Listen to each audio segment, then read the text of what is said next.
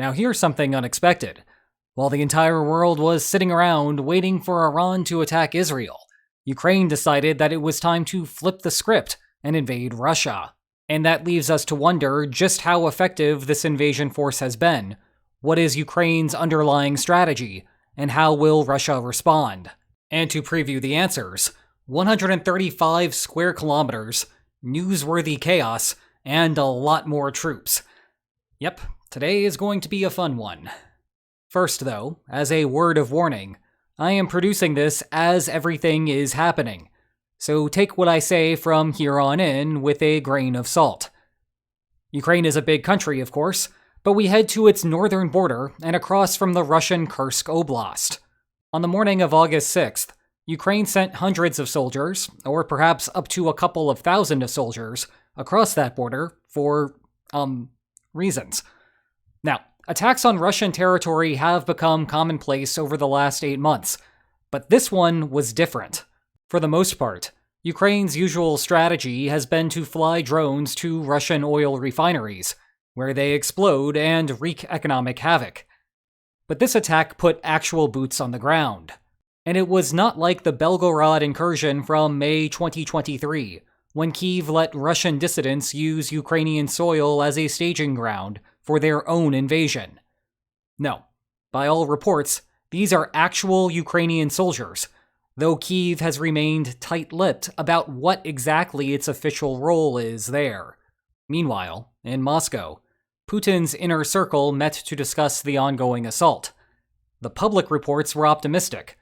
315 Ukrainian casualties, lots of equipment destroyed, the enemy halted, and a promise that eventually they would be pushed back, even while awkwardly juxtaposed with evacuation orders.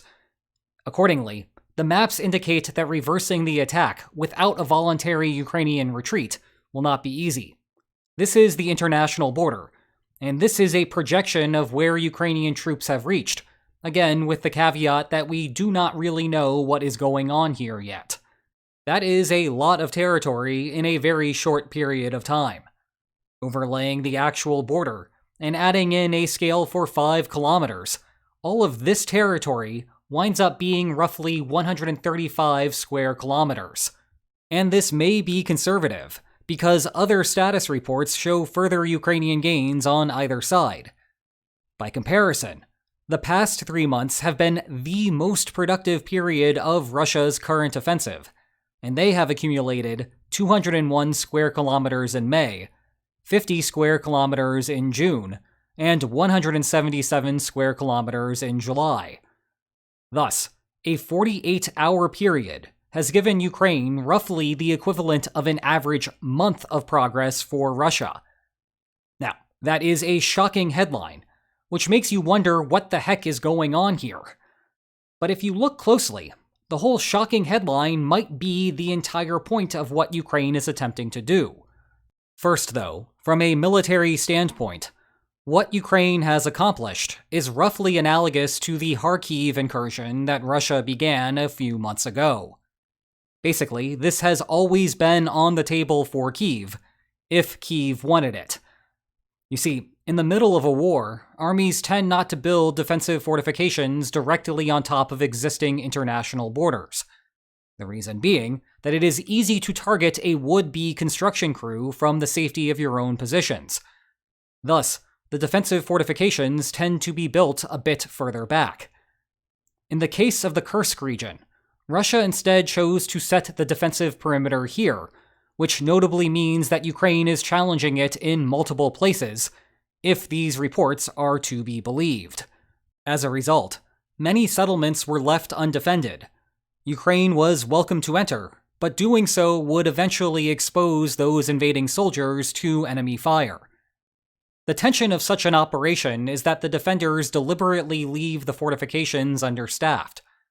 Manpower is always at a premium, and Russia would rather deploy those warm bodies to where the action is perennially hot.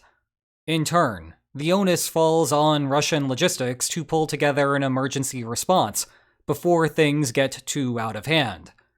To continue with the comparison, with the roles reversed in Kharkiv, Ukraine basically succeeded in its defensive response. Russia still occupies much of the land, yes, but Ukraine halted and then partially pushed back the offensive. Put differently, the Kremlin traded a whole bunch of human lives to move the lines on maps, notably, as we discussed recently, at a rate that is unsustainable if held constant. Now, what Ukraine has in store for Kursk is a good question, and all of that discussion regarding Kyiv serves as a warning to Western observers to not get too excited with what has happened so far. It is hard to believe that Kyiv will want its troops to stay. Unlike the Kremlin, Ukraine does not have any desire to annex the region it currently finds itself in. Moreover, doing so would be a practical impossibility. Hundreds of soldiers an occupation force does not make. Same goes even if it is 2,000. But there are both tangible and intangible benefits to the operation. Intangibly, it generates a good news cycle for Ukraine. It has been months of territorial losses for the country. Even if this is coming at Pyrrhic costs for Russia, it is still causing Ukrainian morale to sink. What's more, it appears that another city is about to fall. This time, it is New York. Confusingly, there is a city named New York in Ukraine. It's that one, not this one. Fortunately, we are still pretty far away from the world reaching its series finale. Zooming out to the broader tactical operations, Russia's strength for the past 2 years has been to bombard Ukraine's defensive positions with artillery. Then, with Ukraine temporarily weakened, Russian meat waves push forward, taking those positions while suffering heavy losses. Now, Ukraine redeploying a few hundred more soldiers to the hot front would make it more difficult for Russia's meat waves to succeed. But the better question for military planners in Kyiv is whether that is the best marginal use of the resource. By conducting hit-and-run raids across the border, Ukraine prevents Russia from countering with the traditional meat wave strategy. They just are not sticking around long enough for Russia to find them. Back to the drawing board for the Kremlin. Meanwhile, Ukraine could just go back and forth until such operations are no longer profitable. Consequently, the question then turns to how Russia will counter them. Obviously, the public line is that this is a major escalation in the war. But what the Kremlin can do about it is another story. The United States is not involved, so rhetoric about that will not get very far. Indeed, National Security Council Coordinator John Kirby more or less shrugged when asked about it. U.S. policy is that aid cannot go toward that purpose. But what is happening is Ukraine's thing, and as such, Kirby would need to talk to Kyiv to ascertain the strategy. Now, practically speaking, Russia has 2 options to deal with the problem. The first is to aggressively push out a sanitary zone. Effectively, that means replicating the 2024 Kharkiv offensive all along the northern border, as that was the same underlying public motivation. But doing that would require a ton of men, likely way more than what Russia can muster. Indeed, the Kremlin remains on a voluntary recruitment system, and it has been spiking the financial offers just to meet recruitment goals. Now, for Ukraine, there is some risk that the Kursk raid will inflame the Russian public. Certainly, the Kremlin's release discussed earlier is framing things in that way. But Russia struggles to recruit within the western portion of the country, and those outside are more interested in the monetary aspects of this than signing up out of patriotism. What can I say? Money talks. Of course, that does not mean that political persuasion campaigns are not helpful, even when directed toward the western portion of the country. After all, it is the wealthier sectors of Russia that are ultimately footing the majority of the bill for the war, so keeping them in your corner would be a good idea. The flip side is that failing to defend one's own borders is a bit of an embarrassment. As such, overall, this does not seem to be a net political win for the Kremlin. Meanwhile, the other option is to redeploy internal security forces to the border. This is easier to do because of a Russian legal trick. Before and throughout the war, Russia had, and then later maintained, a standard year-long conscription program. The one slight detail is that those soldiers can only be used on Russian territory. This is part of the reason that Russia formally annexed the 4 Ukrainian oblasts being fought over in the east, even if virtually no one else on the world stage recognized it. However, in the intervening period, we have encountered another complication. The messy thing known as politics popped up once again. Remember, the Kremlin has moved away from using legal coercion to build its army, so as to avoid angering the masses, or perhaps just to avoid scaring away the rich folks, thereby preserving what is left of the economy.